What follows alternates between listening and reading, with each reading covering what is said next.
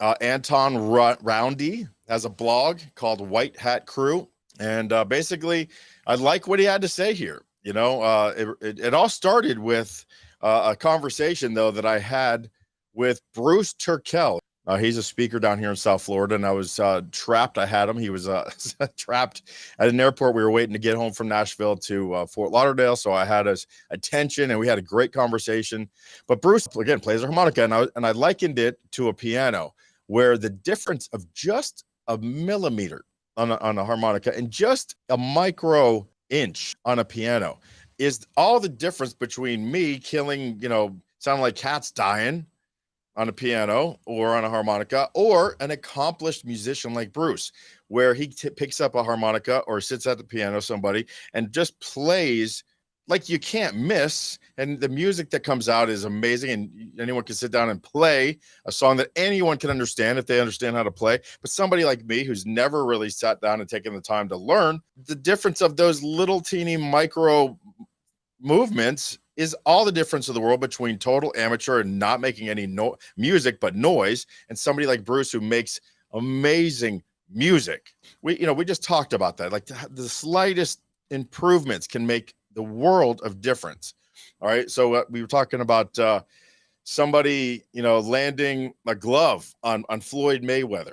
Okay. Floyd Mayweather is famous for ducking punches, or not even ducking him, slipping punches by a fraction of the inch. So when you go to punch somebody in the face in boxing or MMA, you got to hit through the target. You got to hit through. So when you're aiming at the target here, you're aiming through the target, because if you just hit the target, you're never going to knock someone out. You got to aim through the target. Even a jab, right? You're aiming just at the face of it to get some points, or just to set somebody up for, a follow-up.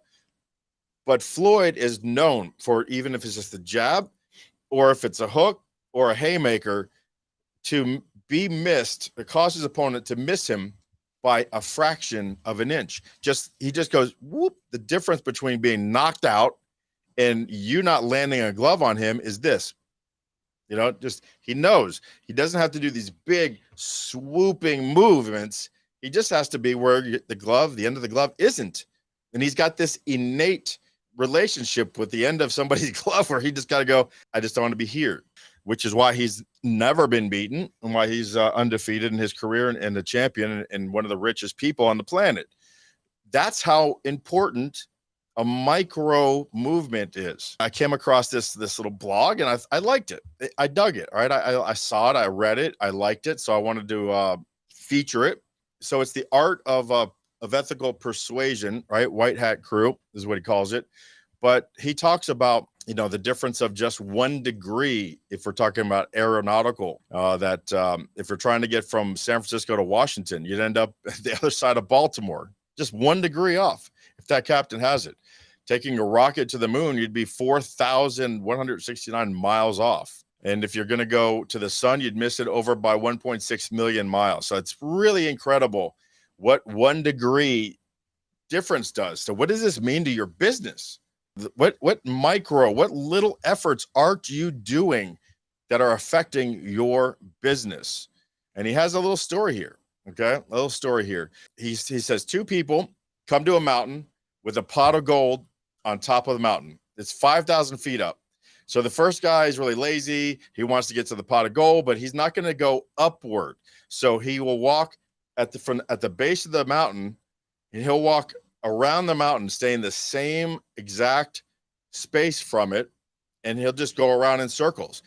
Will he ever get to the top doing that? No, he refuses to take an upward step, right? So what is business? Business is starting up a mountain, and mountain climbing is really, really hard, but he doesn't want to put the work in to get to the gold. So he's going to stay and walk around the base of the mountain, staying at the same elevation. A lot of people start business and they just do the easy stuff. They do the fun stuff. They do the low hanging fruit stuff.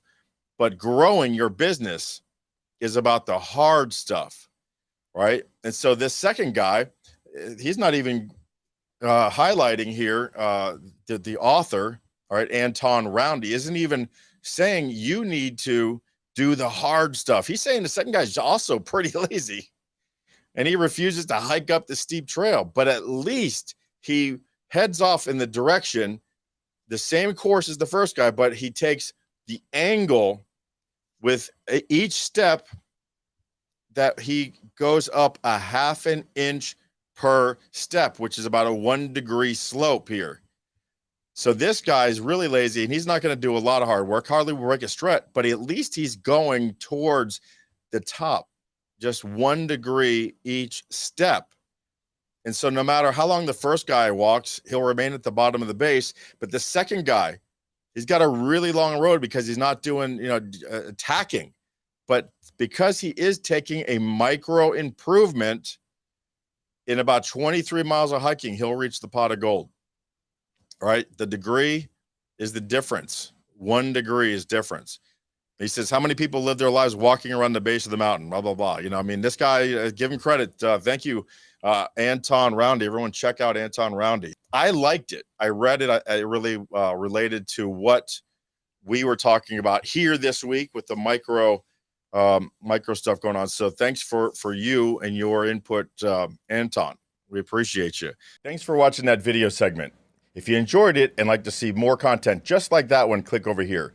If you'd like to see that video in its entirety, click over here. Thank you.